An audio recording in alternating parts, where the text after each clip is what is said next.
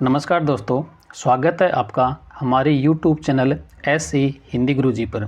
अपनी हिंदी साहित्य इतिहास की सीरीज चल रखी थी, जिसके अंतर्गत हमने पहला चैप्टर पढ़ा था हिंदी साहित्य के इतिहास का सामान्य परिचय। आज अपन सेकंड चैप्टर पढ़ेंगे आदिकाल को, और यह विशेष रूप से स्कूल व्याख्याता, वरिष्ठ अध्यापक भर्ती, कॉलेज लेक्चरर भर्ती और UGC नेट के लिए महत्वपूर्ण रहने वाली क्लास है। इसके अंदर हमने महत्वपूर्ण प्रश्नों का समावेश किया है। अब अपन पढ़ेंगे सेकंड नंबर पर आदिकाल को।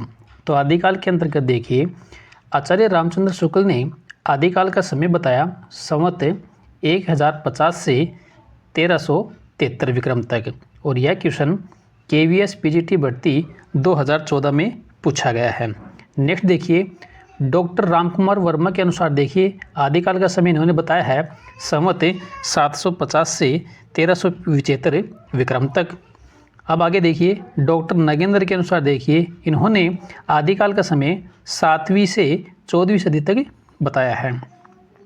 हिंदी साहित्य का प्रथम कालखंड आदिकाल के नाम से जाना जाता है।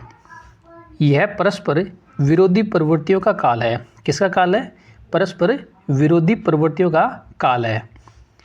जिस समय भारत में हर्षवर्धन के साम्राज्य का पतन हो रहा था, उसी के समानांतर हिंदी साहित्य का उदय होना माना जाता है। अब अपन पढ़ेंगे आगे 1000 ईस्वी से 1200 ईस्वी तक, यानी परवर्ती अपभ्रंश काल। अपभ्रंश की रचनाएं लिखी गई। अपभ्रंश की रचनाएं कब लिखी गई? 1000 ईस्वी से 1200 ईस्वी तक। अब अपन पढ़ेंगे आदिकाल के नामकरण को, यानी आदिकाल का नामकरण किस प्रकार किया गया वो देखिए। एक नंबर पर देखिए, आदिकाल को वीर गाथा काल किसने कहा? तो इसका आंसर हो जाएगा आचार्य रामचंद्र शुक्ल ने कहा, और यह क्वेश्चन झारखंड TGT भर्ती 2017 में यह क्वेश्चन पूछा गया है। 2 नंबर पर देखिए, आदिकाल नाम किसने दिया? तो वो दिया था हजारी प्रसाद द्विवेदी जी ने, और यह क्वेश्चन राजस्थान कॉलेज लेक्चरर भर्ती 2014 में यह क्वेश्चन पूछा गया है। चारणकाल नाम किसने दिया? तो चारणकाल नाम दिया था जॉर्ज गिरियर्सन ने, और यह क्वेश्चन राजस्थान कॉलेज लेक्चरर भर्ती 2014 में यह क्वेश्चन पूछा गया है। 4 नंबर पर देखिए, संधि और चारणकाल नाम किसने दिया? तो वो दिया था डॉक्टर रामकुमार वर्मा ने, और यह क्वेश्चन राजस्थान स्कूल प्राध्यापक भर्ती 2018 में पूछा गया है। नेक्स्ट देखिए, प्रारंभिक काल नाम किसने दिया? तो वो दिया था मिश्र बंधुओं ने, और यह क्वेश्चन UP TGT भर्ती 2013, राजस्थान कॉलेज लेक्चर भर्ती 2014 में पूछा गया है। काफ़ी किताबों के अंदर आरंभिक काल भी दे रखा है, तो आरंभिक काल किसने कहा? तो वो कहा था मिश्र बंधुओं ने। अब अपन 6 नंबर पर पढ़ेंगे प्रारंभिक काल और शून्यकाल किसने कहा था? तो वो कहा था डॉक्टर गणपति चंद्र गुप्त ने। 7 नंबर पर देखिए, आदिकाल को अपभ्रंश काल किसने कहा? तो डॉक्टर बच्चन सिंह, धीरेन्द्र वर्मा, चंद्रधर शर्मा गुलेरी ने। आदिकाल को बीजवपन काल किसने कहा? तो वो कहा था महावीर प्रसाद द्विवेदी जी ने, और यह क्वेश्चन GDC प्रवक्ता भर्ती 2017 में यह क्वेश्चन पूछा गया है। नेक्स्ट देखिए, आदिकाल को जय काव्य काल किसने कहा था? तो वो कहा था रमाशंकर शुक्ल रसाल ने। किसने? रमाशंकर शुक्ल रसाल ने। 10 नंबर पर देखिए, अब आदिकाल को वीरकाल नाम किसने दिया? तो वो दिया था विश्वनाथ प्रसाद मिश्र ने, और यह क्वेश्चन NVS PGT भर्ती 2014 में यह क्वेश्चन पूछा गया है। नेक्स्ट देखिए, आदिकाल को सिद्ध सामंत काल नाम किसने दिया? तो वो दिया था राहुल सांकृत्यायन ने, और यह क्वेश्चन UPSC डिग्री एग्जाम भर्ती 2008 में यह क्वेश्चन पूछा गया है। आदिकाल को अंधकार काल नाम किसने दिया? तो वो दिया था पृथ्वीनाथ कमल कुलश्रेष्ठ ने। नेक्स्ट देखिए, आदिकाल को आधार काल नाम किसने दिया? तो वो दिया था सुमन राजे ने। आधार काल कहा डॉक्टर मोहन अवस्थी ने। किसने कहा आधार काल? डॉक्टर मोहन अवस्थी ने, और यह क्वेश्चन GDC प्रवक्ता भर्ती 2017 में यह क्वेश्चन पूछा गया है। आदिकाल को संक्रमण काल किसने कहा? तो वो कहा था रामखिलावन पांडे, डॉक्टर हरीश चंद्र वर्मा ने। आदिकाल को प्राचीन काल नाम किसने दिया था? तो वो दिया था शंभुनाथ सिंह ने। आदिकाल को संक्रांति काल किसने कहा? तो वो कहा था राम प्रसाद मिश्र जी ने। नेक्स्ट देखिए, अब आदिकाल को उत्तर अपभ्रंश काल नाम किसने दिया? तो वो दिया था हरीश ने। नेक्स्ट देखिए, आदिकाल को वीर काल या अपभ्रंश काल नाम किसने दिया? तो वो दिया था श्याम सुंदर दास जी ने। आदिकाल को पुरानी हिंदी का काल किसने कहा? तो वो कहा था चंद्रधर शर्मा गुलेरी जी ने। नेक्स्ट देखिए, आदिकाल को अत्यधिक विरोधी एवं व्याघातों का योगी नाम किसने दिया? तो वो दिया था हजारी प्रसाद द्विवेदी जी ने। नेक्स्ट देखिए, आदिकाल को अनिर्दिष्ट लोक प्रवृत्ति का युग किसने कहा? तो वो कहा था आचार्य रामचंद्र शुक्ल जी ने। अब देखिए नेक्स्ट, 10वीं से 14वीं शताब्दी के साहित्य को किस विद्वान ने आदिकाल के अंतर्गत रखा? तो वो रखा था हजारी प्रसाद द्विवेदी जी ने। और यह क्वेश्चन KVS PGT भर्ती 2014 में यह क्वेश्चन पूछा गया है। अब अपन पढ़ेंगे आदिकाल साहित्य की प्रमुख प्रवृत्तियां कौन कौन सी रही, वो देखिए। एक नंबर पर देखिए ऐतिहासिकता का अभाव था। सेकंड देखिए युद्ध वर्णन में सजीवता थी। थर्ड देखिए प्रामाणिकता में संदेह था। 4 नंबर देखिए वीर एवं श्रृंगार रस की प्रधानता। 5 नंबर देखिए आश्रयदाताओं की प्रशंसा करना, कल्पना की प्रचुरता। 7 नंबर पर देखिए विविध छंदों का प्रयोग किया गया। 8 नंबर देखिए डिंगल एवं पिंगल भाषा का प्रयोग। नेक्स्ट देखिए अब 9 नंबर पर अलंकारों का स्वाभाविक समावेश। 10 नंबर पर देखिए रासो काव्य की रचना। 11 नंबर पर देखिए मुक्तक एवं प्रबंध काव्य की रचना। 12 नंबर पर देखिए संकुचित राष्ट्रीयता। और इसमें देखिए इस काम में वीरता का वर्णन तो बहुत हुआ परंतु स्वदेशाभिमान एवं राष्ट्रीयता की भावना का अभाव रहा। आदिकाल की अन्य प्रवृत्तियां देखिए कौन कौन सी उसकी अन्य प्रवृत्तियां रही हैं। तो अन्य प्रवृत्तियों में देखिए अब राष्ट्रीयता भावना, जनजीवन के चित्र का अभाव, प्राकृतिक चित्रण, रासो शब्द का प्रयोग, इसमें शौर्य और विलासिता का स्वाभाविक और जीवन चित्रण, अपने आश्रयदाता राजाओं तथा उनकी प्रेम कहानी की प्रशंसा करना, लौकिक साहित्य की रचना, चरित्र साहित्य की रचना, कथानक रूढ़ियों का प्रयोग, जैन कवियों द्वारा आचार, रास व फागों की रचना, सिद्धों के द्वारा संध्या भाषा, नाथों के द्वारा सदुकड़ी, जैनों द्वारा परिनिष्ठ अपभ्रंश, रासों में राजस्थानी ब्रज भाषा का प्रयोग। नेक्स्ट देखिए अब आदिकालीन साहित्य से संबंधित गलत कथन चुनिए देश के अंदर, यानी आदिकाल से संबंधित गलत कथन कौन सा है वो देखिए। और यह क्वेश्चन राजस्थान स्कूल प्राध्यापक भर्ती 2018 में पूछा गया है। तो इसमें देखिए 1 नंबर पर दोहा आदिकाल अपभ्रंश साहित्य का प्रमुख छंद है। सेकंड देखिए दोहा कोशों और चर्या गीतों की भाषा शैली में कोई अंतर नहीं है। 3 नंबर पर देखिए चर्या पद एक प्रकार के गीत होते हैं जो सामान्यतः अनुष्ठान के समय गाए जाते हैं। 4 नंबर पर देखिए आदिकालीन बौद्ध सिद्धों ने दोहा कोशों के साथ साथ चर्या पदों की रचना भी की। और इसके अंदर गलत कौन सा है? गलत है 2 नंबर, दोहा कोशों और चर्या गीतों की भाषा शैली में कोई अंतर नहीं है। नेक्स्ट देखिए राष्ट्रीय चेतना आदिकाल के साहित्य में उपेक्षित रहा। और यह क्वेश्चन DSSB PGT भर्ती 2018 में पूछा गया है। नेक्स्ट देखिए आदिकाल में रासो ग्रंथों की प्रधानता रही। किसकी प्रधानता रही? आदिकाल में रासो ग्रंथों की। और यह क्वेश्चन झारखंड TGT भर्ती 2017 में पूछा गया है। नेक्स्ट देखिए इन्हीं रासो ग्रंथों के आधार पर शुक्ल जी ने इस काल का नाम आदिकाल रखा। क्या रखा? आदिकाल।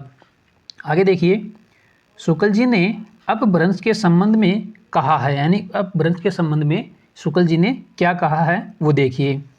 बोलचाल की भाषा घिस घिस कर बिल्कुल जिस रूप में आ गई थी, सारा वही रूप न लेकर कवि और चारण आदि भाषा का बहुत कुछ वह रूप व्यवहार में लाते थे जो उनसे 100 वर्ष पहले से कवि परंपरा रखती चली आती थी।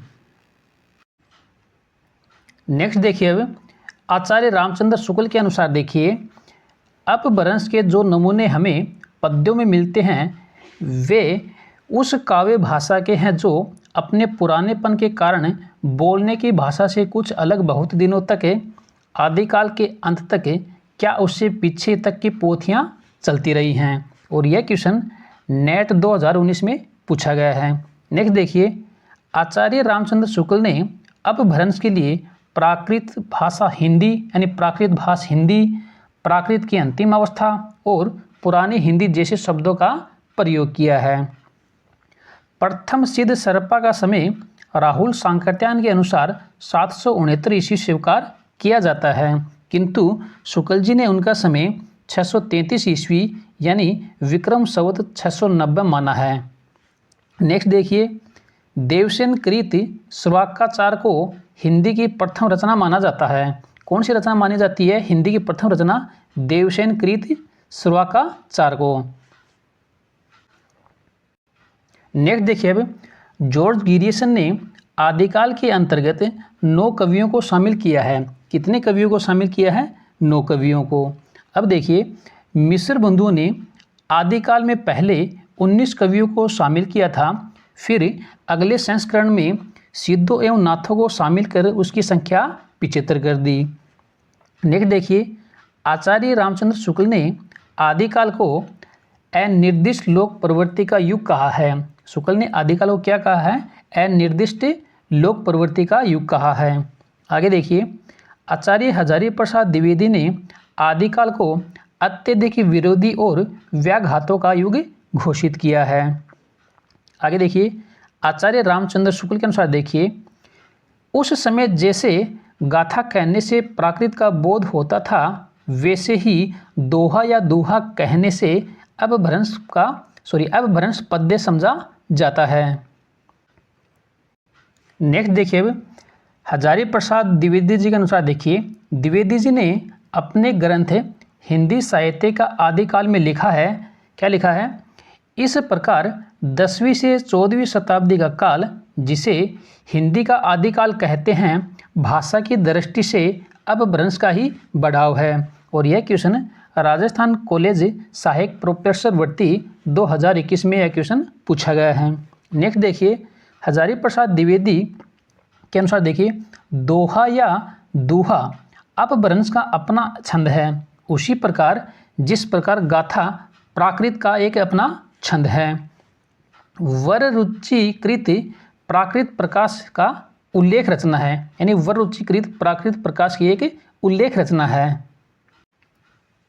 नेक्स्ट देखिए, अब डॉक्टर नगेंद्र के अनुसार भाषा की दृष्टि से अपभ्रंश का विकसित रूप ही हिंदी साहित्य का आदिकाल कहलाता है। आगे देखिए, आचार्य रामचंद्र शुक्ल ने पुरानी हिंदी यानी अपभ्रंश को प्राकृत भाषा हिंदी कहकर पुकारा है। यानी आचार्य रामचंद्र शुक्ल ने पुरानी हिंदी या अपभ्रंश को क्या कहकर पुकारा है? तो प्राकृत भाषा हिंदी। नेक्स्ट देखिए, डॉक्टर नगेंद्र के अनुसार देखिए, वास्तव में आदिकाल ही एक ऐसा नाम है जिसे किसी न किसी रूप में सभी साहित्यकारों ने स्वीकार किया है। आगे देखिए, आचार्य रामचंद्र शुक्ल के अनुसार देखिए, उस समय तो जो भाट या चारण किसी राजा के पराक्रम, विजय, शत्रु कन्या का हरण, अत्युक्तिपूर्ण आलापकर्ता या रण क्षेत्रों में जाकर वीरों के हृदय में उत्साह की उमंगें भरा करता था और वही सम्मान पाता था। आगे देखिए, आचार्य रामचंद्र शुक्ल के अनुसार देखिए, पहले जैसे गाथा या गाहा कहने से प्राकृत का बोध होता था, वैसे ही पीछे दोहा या दोहा कहने से अपभ्रंश या लोक प्रचलित काव्य भाषा का बोध होने लगा। और यह क्वेश्चन राजस्थान कॉलेज लेक्चरर भर्ती 2014 में यह क्वेश्चन पूछा गया है। नेक्स्ट देखिए, अब हजारी प्रसाद द्विवेदी जी क्या कहते हैं वो देखिए, देश पर सब ओर से आक्रमण की संभावना थी। निरंतर युद्ध के लिए प्रोत्साहित करने को भी एक वर्ग आवश्यक हो गया था और चारण इसी श्रेणी के लोग थे। उनका कार्य ही था हर प्रसंग में आश्रयदाता के युद्धोन्माद को उत्पन्न कर देने वाली घटना योजना का आविष्कार करना। डॉक्टर रामकुमार वर्मा क्या कहते हैं वो देखिए, 7वीं शताब्दी से ही सिद्धों की रचनाओं को अपनी भाषा के प्रारंभिक रूप में मानते हैं। और यह क्वेश्चन द्वितीय श्रेणी शिक्षक भर्ती 2022 में पूछा गया है। हजारी प्रसाद द्विवेदी जी क्या कहते हैं आगे वो देखिए, रासों के छंद जब बदलते हैं तो श्रोता के चित्त में प्रसंगानुकूल नवीन कंपन उत्पन्न करते हैं।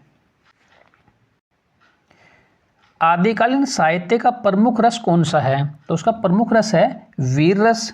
और यह क्वेश्चन यूपी पीजीटी भर्ती 2005 में पूछा गया है।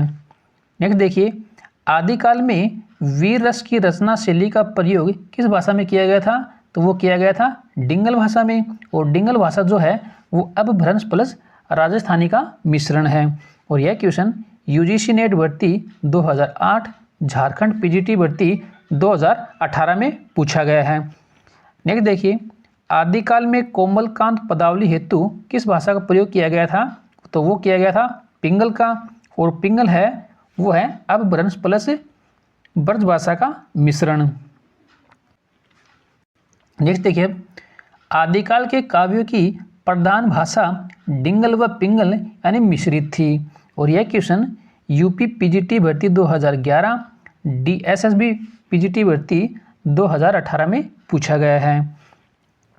आदिकाल में जनजीवन से हटकर राजाओं की वीरताओं का अतिरंजित वर्णन का साहित्य लिखा जा रहा था। और यह क्वेश्चन केवीएस पीजीटी भर्ती 2014 में पूछा गया है।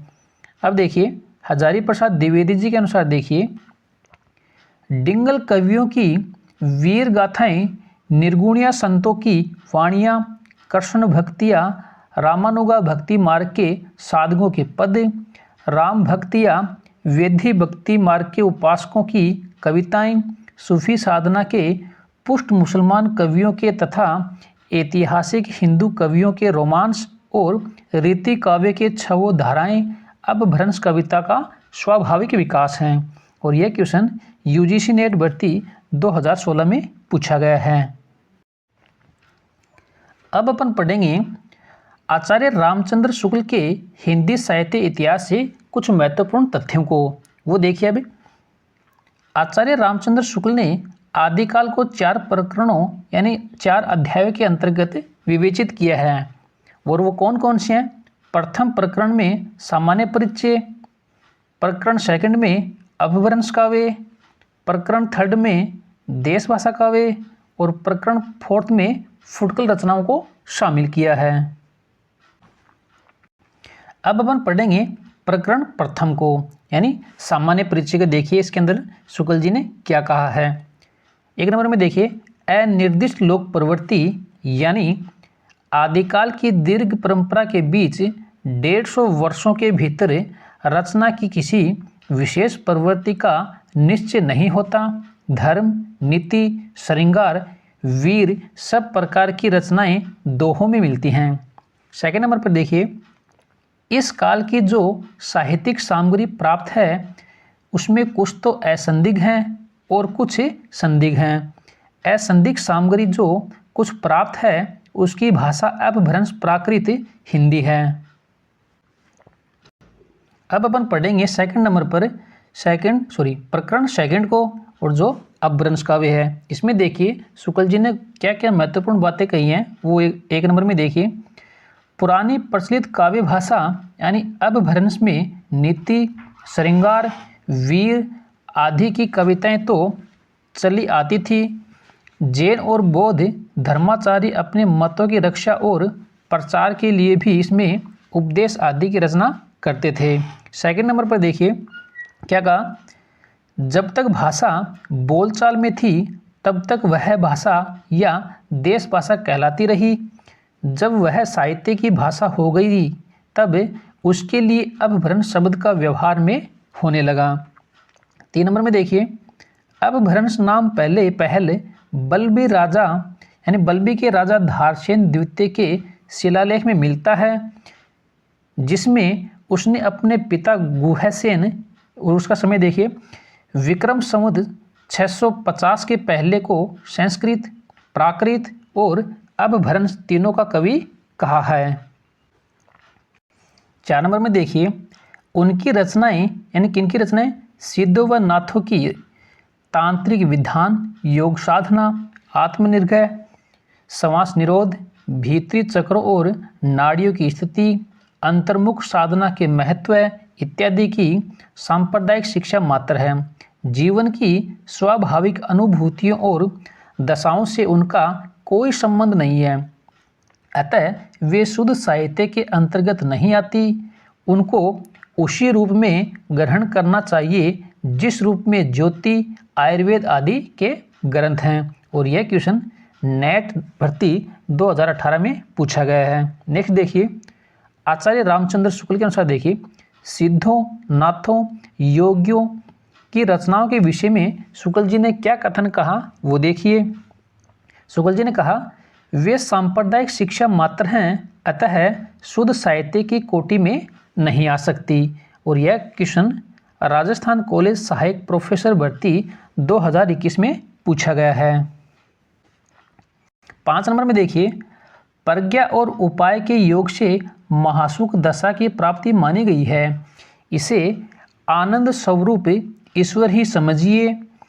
निर्माण के 3 अवयव ठहराए गए हैं, शून्य, विज्ञान और महासुख।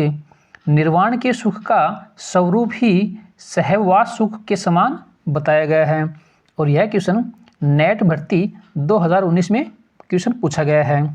6 नंबर में देखिए, सिद्ध सरप्पा की उपदेश की भाषा तो पुरानी टकसाली हिंदी यानी देश भाषा मिश्रित अपभ्रंश है, पर गीत की भाषा पुरानी बिहारी या पूर्वी बोली मिली है। 7 नंबर पर देखिए, अब कबीर की साखी यानी उपदेश धर्मी दोहों की भाषा तो खड़ी बोली राजस्थानी मिश्रित सामान्य भाषा सदुकड़ी है, पर रमेनी के पद्यों में काव्य की भाषा और कहीं कहीं पूर्वी बोली भी है। 8 नंबर में देखिए, सिद्धों ने संध्या भाषा शैली का प्रयोग किया, यह अंतर साधनात्मक अनुभूतियों का संकेत करने वाली प्रतीकात्मक भाषा शैली है। 9 नंबर में देखिए क्या कहा शुक्ल जी ने, गोरखनाथ ने पतंजलि के उच्च लक्ष्य ईश्वर की प्राप्ति को लेकर हठ योग का प्रवर्तन किया। 10 नंबर में देखिए, सिद्धों का प्रभाव भारत के पूर्वी भाग में था। किस भाग में था सिद्धों का प्रभाव? भारत के पूर्वी भाग में। नाथों ने देश के पश्चिमी भागों यानी राजपूताने और पंजाब को अपना क्षेत्र बनाया। 11 नंबर में देखिए, ज्यों ज्यों काव्य भाषा यानी अपभ्रंश से देश भाषा की ओर अधिक प्रवृत्त होती गई, त्यों त्यों तत्सम संस्कृत रखने में संकोच भी घटता गया। सारंगधर के पद्य और कीर्तिलता में इसका प्रमाण मिलता है। अब देखिए 3 नंबर पर यानी प्रकरण 3 देश भाषा या वीर गाथा काल। इसमें शुक्ल जी ने क्या कहा, महत्वपूर्ण बात देखिए, प्रादेशिक बोलियों के साथ साथ ब्रज या मध्य देश की भाषा का आश्रय लेकर एक सामान्य साहित्यिक भाषा भी स्वीकृत हो चुकी थी, जो चारणों में पिंगल भाषा के नाम से पुकारी जाती थी। अब भ्रंश के योग से शुद्ध राजस्थानी भाषा का जो साहित्यिक रूप था वह डिंगल कहलाता था। क्या कहलाता था? डिंगल। अब आगे देखिए प्रकरण नंबर 4 और जिसमें फुटकल रचनाओं को शामिल किया है। इसमें महत्वपूर्ण बात देखिए, जैसे पुराना चावल ही बड़े आदमियों के खाने योग्य समझा जाता है, वैसे ही अपने समय से कुछ पुरानी पड़ी हुई समझी जाती हैं। और यह क्वेश्चन नेट भर्ती 2019 में पूछा गया है। नेक्स्ट देखिए, आदिकाल हिंदी के संबंध में उपयुक्त नहीं है। और यह क्वेश्चन राजस्थान कॉलेज सहायक प्रोफेसर भर्ती 2021 में पूछा गया है। 4 ऑप्शन अपने सामने, तो उनमें से देखिए कौन सा उपयुक्त कथन नहीं है। पहला देखिए संयोगात्मकता की ओर झुकाव, दूसरा ऑप्शन देखिए अड़ा ध्वनि का विकास, थर्ड ऑप्शन देखिए ढह ध्वनि का विकास, फोर्थ ऑप्शन देखिए संयुक्त स्वर आई का प्रयोग। तो इसके अंदर उपयुक्त कौन सा नहीं है, तो प्रथम वाला उपयुक्त नहीं है, संयोगात्मकता की ओर झुकाव।